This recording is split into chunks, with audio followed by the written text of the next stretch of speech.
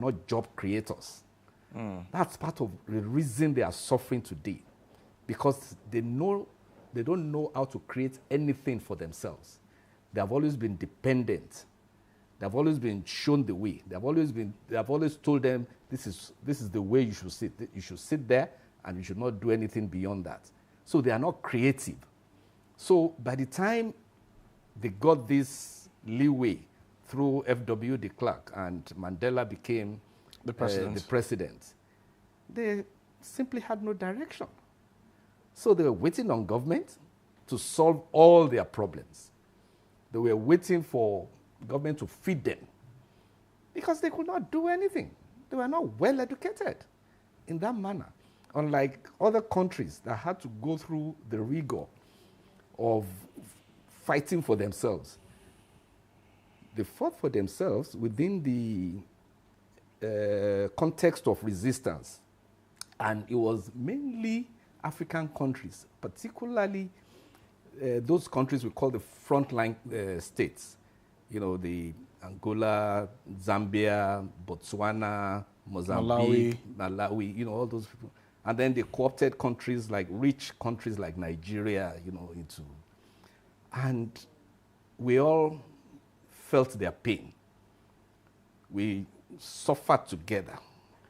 And Nigeria, particularly, also created what we call the South African Relief Fund, a Liberation Fund, that enabled the country to even forcefully contribute money for victims of apartheid and to liberate South Africa.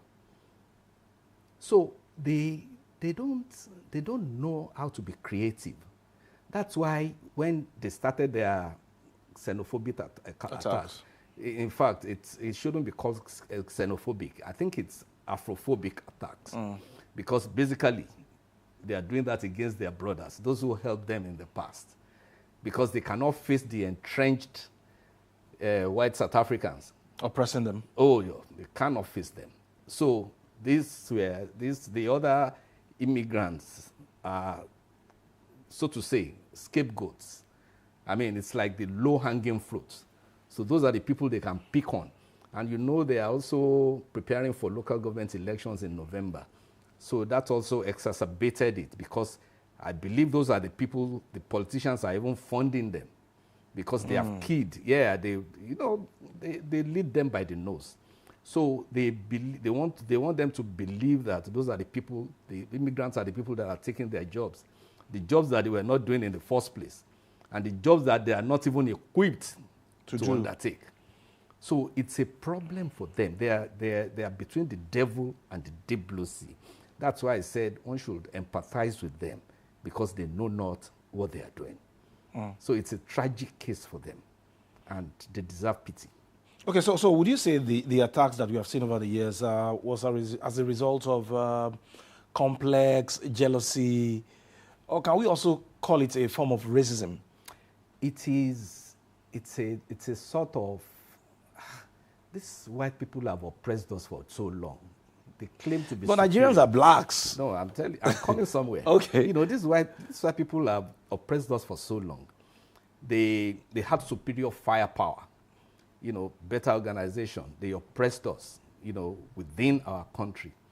And then other Africans with the same color that they believe are not superior to them are also within their space, oppressing them. Oppressing them in the sense that those people are working. They are making money, the money that they are unable to make. And they claim that they are even taking the women. They see them living affluent lives. The affluent lives that the average black South African cannot live. So it's a kind of frustration for them that even after the whites have done theirs, these blacks are also doing it to us. So it's a form of resentment that no, even if whites are doing it, blacks cannot do it to us. So from that, in that context, they are revolting that no, you cannot do this in our country. You better go back. Let us be suffering and let us know that we are the ones suffering. We can bury our own shame, but not for you to come from your own country and come and be oppressing us because you have the means of the wherewithal.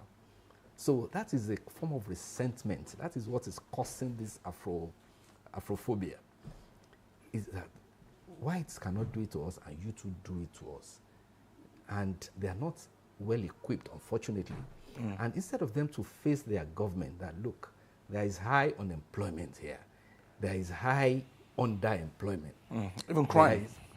Of course, it will engender crime when you don't have any means of expressing yourself. I mean, the base instinct is to take to crime. So there's a lot of crime going on in South Africa. That's why they do it openly. They are not, when they commit their crime, they're not interested in even covering their face or anything. They do it with kind of bravado that this is what we can do, because they don't know how to do other things. They are not creative. They are not creating employment. So it is the foreigners, the immigrants that come to their country that are even creating employment there. So it's those are the people that are making their society lively. And even then, they are resenting it because they know that they are not in control. It is people from outside that are creating the jobs, that are creating wealth, and employing them within their own country. And they feel powerless. They are helpless and frustrated. So all those things are the issues that are engendering, this kind of resentment of other Africans.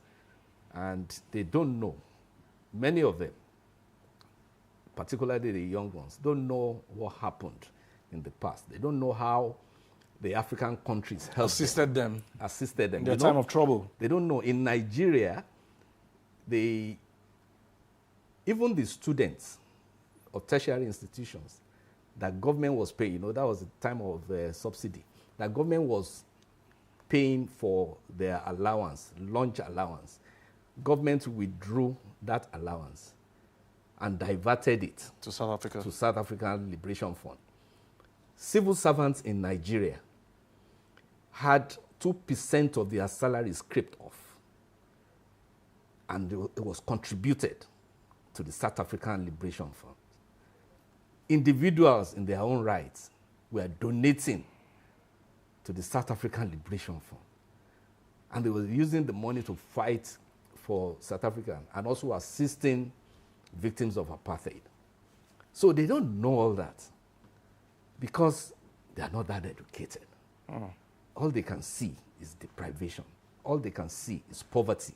All they can see is unemployment within their own country. And they feel, they can see all around. You can see how South Africa is beautiful. They know that they don't have any contribution to it. They don't have any contribution to the ambience, to the acoustics, to the aesthetics of South Africa. It's a beautiful country. But they know that they had no input. So anything, they don't have that kind of shared love and commitment to the country as such. So, but they believe that this is their space and they can do anything they like. Okay. And the government is also a bit handicapped, in helping them. So they allow them to express themselves sometimes. Violently? Yeah.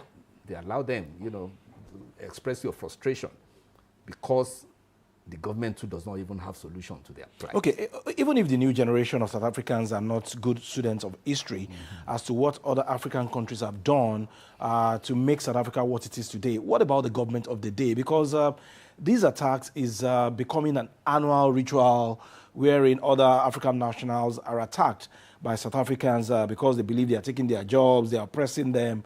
Is the South African government doing enough to actually checkmate some of these attacks? The problem is the South African government itself is ill-equipped to do it because it's a black dominated government, right? But they know that the economic power is not in their hands. They don't have the economic power. So, but they have political power. The problem is they don't know how to divert that political power into helping their own people.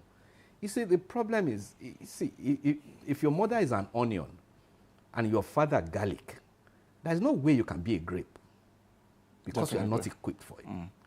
It is not your thing. So the South African government themselves should actually sit down and say, how can we help these people? Because they have to be educated and re-educated. They have to learn and unlearn and relearn, because the educational system is not designed in a way to uplift them. So the South African government must recognize that they need to do something to the educational system, how to educate them. Then they need to go vocational for them, because many of them do not even, all the businesses in South Africa now that they have chased the people that are doing it out, they have chased them out now, they cannot even take over because they are not equipped for it. So it's a double tragedy for them. It is a tragedy. So the government has a lot to do, because those people, the hoi polloi, they are just wandering on the streets. They are aimless. They don't know what they're doing. So it's the South African government that has to give them direction. But the funny thing is, anytime the black South Africans, when they try to attack the Asians and the Europeans, you will see that the government will protect them. Because it's like saying, don't go there. Don't go and uproot the thing that happened in 1920 so that, we don't create another problem for ourselves, because we don't have the economic power. It's only political power that we have, and we don't really have an idea about how to harness it to improve the lot of the people. So it's a tragedy for them, and the government. See, you cannot be a king in the land of the eagle and not be able to pick a chicken. So that is the problem with them. They cannot pick a chicken, but they want to be chiefs in the land of the eagle. So it's a tragedy for them, and the government has to sit down, wake up, seek help from other African countries, because now they are alienating other African countries, and they are taking their pound of flesh. And if this continues, South Africa will suffer a lot. I mean, you can even glean it from the World Cup when South Africa faced Mexico. Yeah. I have some of my friends. Africans, they don't support them. Exactly. They wore Mexico jersey. My friends. That we went to Unilag together. So that's how base that thing is. That's how serious it can be.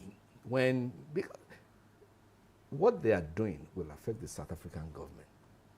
So it is the South African government that has a whole lot of responsibility on their hands. That, look, we need to stem this. We need to repair our relationship with other African countries. And then ensure that those who are partaking in all this nonsense are brought to book. But these have already triggered some kind of diplomatic tension on the continent of Africa, because some African countries are aggrieved. Absolutely. And can South Africa operate in isolation on the continent? That's why I said the government has a lot of responsibility on their hand. They are the ones that should be in the lead. The South Africans that are on the streets don't know anything. So they are the ones that will take the bull by the horn and, create that atmosphere of penitence, that we are sorry that this happened, and this and this and this are what we're going to do about it. So when they approach other African countries in a diplomatic manner, they will relax. The African brotherhood is still there. They will still relax. So, but the way South Africa government is handling it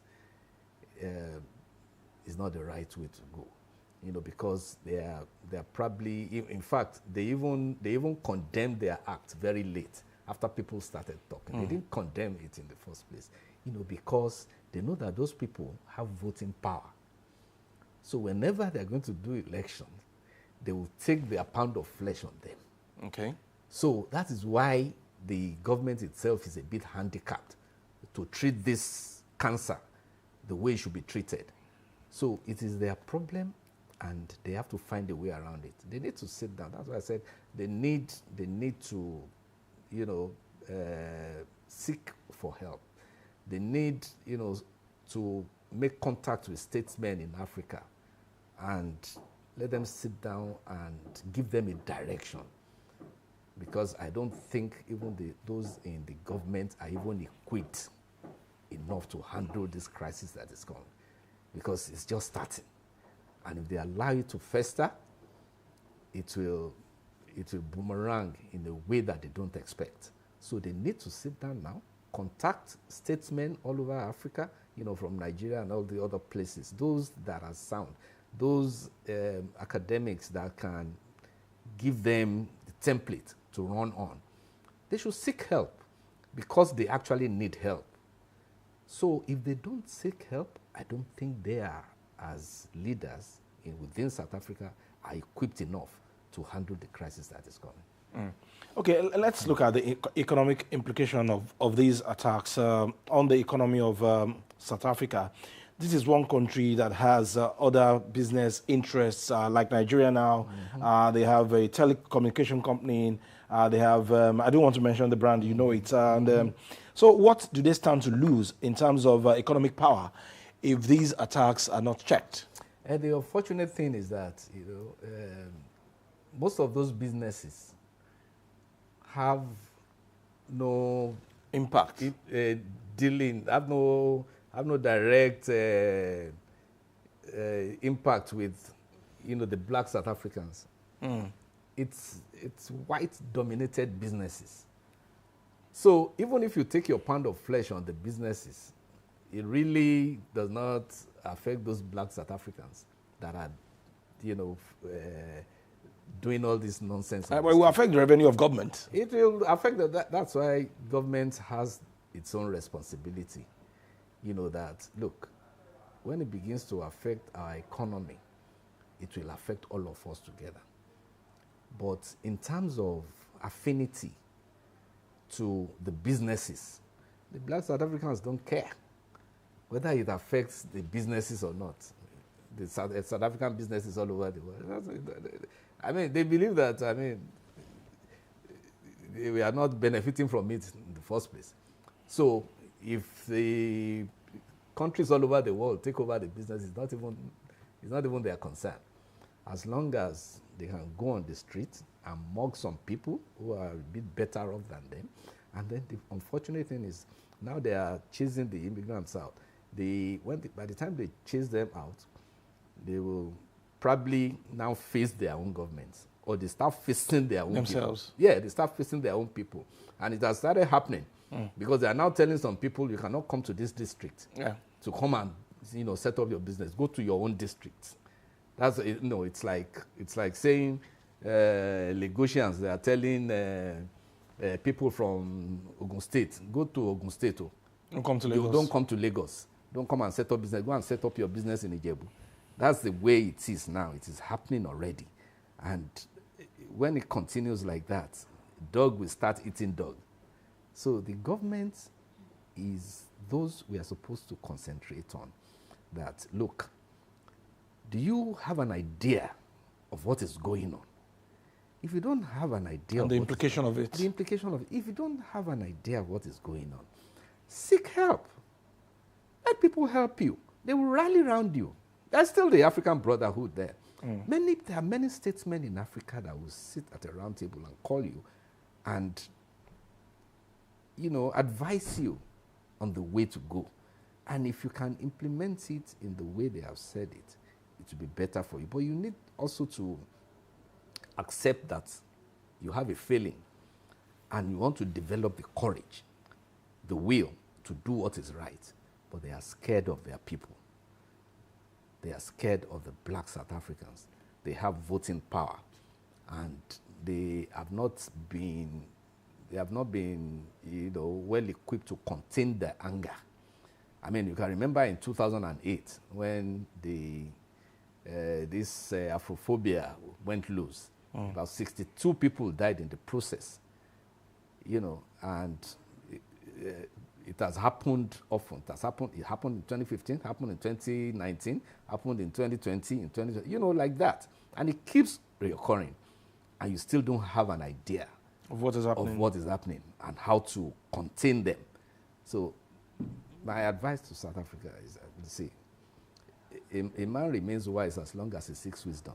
It is the moment he thinks he has found it that he becomes a fool.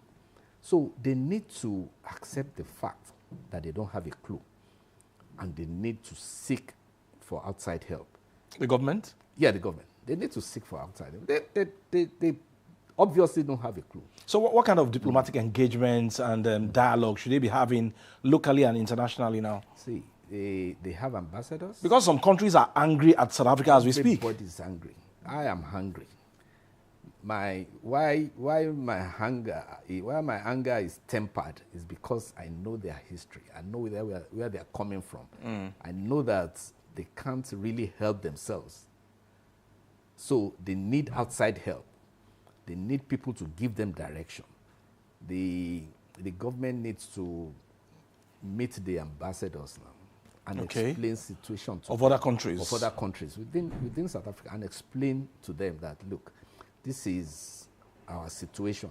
They should be plain and frank with them that they have a problem at hand, but they are going to seek help on how to contain it, and then start, making representation to the countries, to the other countries, and then engaging the statesmen in all the other countries. So those ones can come together too.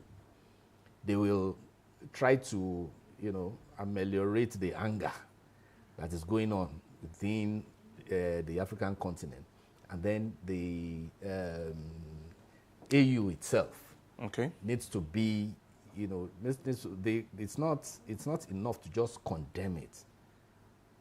They need to engage. They need to move to South Africa. They need to engage the government in what to do. So at that level of AU, there should be moves towards engaging the South African leadership about what is going on there and how, they can use the talents within the African continent in terms of statesmen and the others and those in the academics to propound a way forward for them. Because if we leave South Africans and their leadership to handle this situation, I'm sorry, there's no way they can move forward, because they don't have a clue. Because the South African leadership has also come.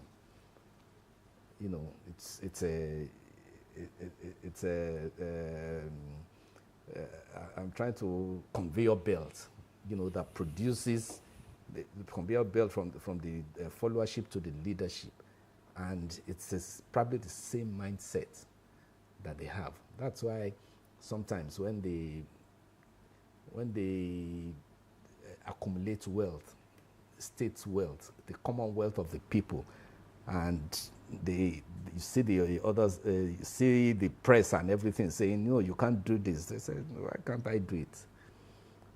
Because they don't feel they are doing anything wrong. Most of the time, it is about ignorance. They don't know what they are doing. So the South African leaders, the black South African leaders, they need help. South Africa is in a conundrum, and they need to get out of it. And you cannot be in a hole and still be digging. So they need help. They need to get out of this. They need to seek help from outside. I'm not looking at it from the point of anger again. I'm now very reflective, in a way that they need help. We need to empathize with them. They need pity. But are they aware that they need help? That's on one side. And that's the problem. It's the self-awareness that is not. It's the self-awareness that is not there. These actions and the recurring attacks that we have seen year in, year out, what has it done to the spirit of brotherhood in Africa? Yeah, you see, we can see everything now falling apart, because a country and its people cannot continue to treat others with such disdain and not have a backlash. So it is happening already.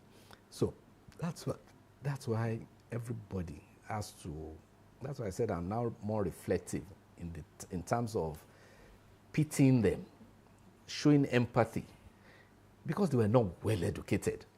They can't help themselves. They are not educated in a way that they'll be creative. Even in Nigeria, that's why many people in Nigeria don't even depend on government to do certain things for them. We have been conditioned in that manner that no, we have to help ourselves. But these people cannot help themselves. That's a tragedy. So somebody needs to help them. Otherwise, the whole South Africa will soon become a wasteland. But those that can help are the ones they are fighting. See, it is when the leaders, that's why I said at the level of the AU, they need to stand up and not look at South Africa as people who are doing something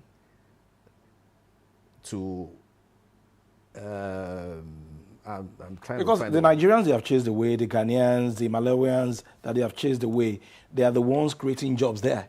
Now those ones are back in their country. Absolutely. And so there will be high rate of unemployment in South Africa as we speak. It will continue today. That's why they need help. That's why they need help. Because they can't create anything. They cannot create the jobs. Even the jobs, even the businesses that other immigrants have left, they cannot take over and handle successfully. And so why are they fighting them? Because they are ignorant. It is simply because they are ignorant. They don't know what they are doing. When you don't know what you are doing, you act irrationally. So it's an irrational process for them. That's why the government should seek help from the AU, from African statesmen, so that they can rebuild their country.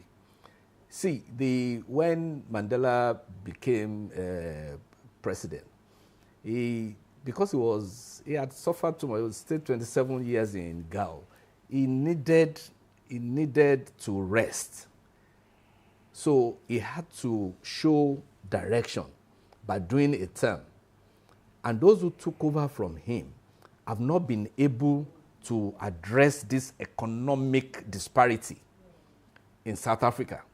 So that the main trust of their action now should be trying to, bridge the gap.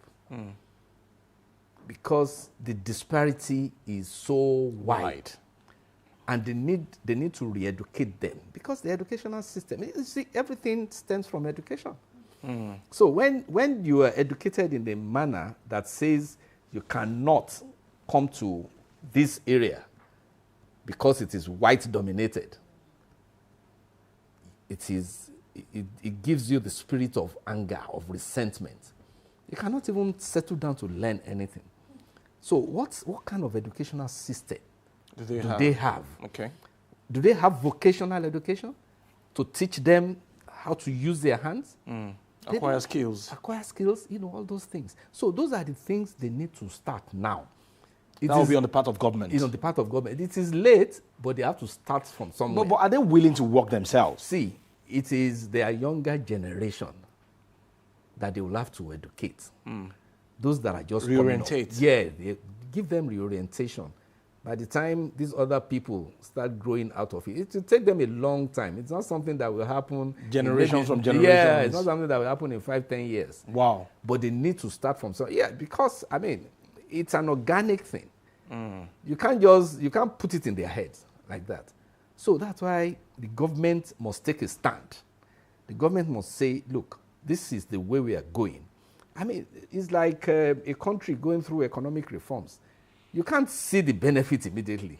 It will take a long time. It's a long time. It's a long-term thing. So, but if you keep at it, you'll get to your goal. If you derail along the line because of populism, you'll also bear the brunt. This is what is happening to Senegal today. Because a young man came into government and, he was giving fuel subsidy and everything, because the people were hailing him.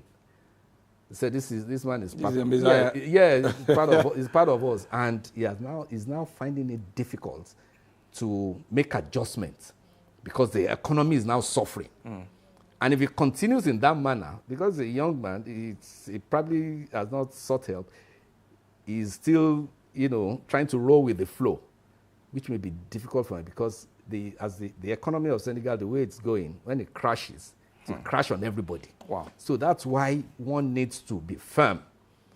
When you say you want economic reforms, it will be difficult for many people. I mean, how can you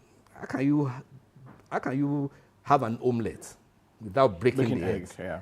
And we also must feel the pain. If you have malaria today, you will take bitter drugs. Sure.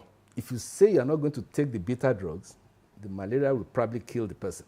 Absolutely. So one needs to sit down, be firm, be principled, and be focused. Because wisdom has a limit. Wow. It's a stupidity that has none. Okay. Adebimpe, do you have any question? No, I was enjoying my our guest over there because when I see the South Africans, I see trauma after effect of the apartheid, still happening today. And he talked about something which is crucial. He said they're in a country where there's some place is out of bounds, like the whites, dominated area where they cannot go.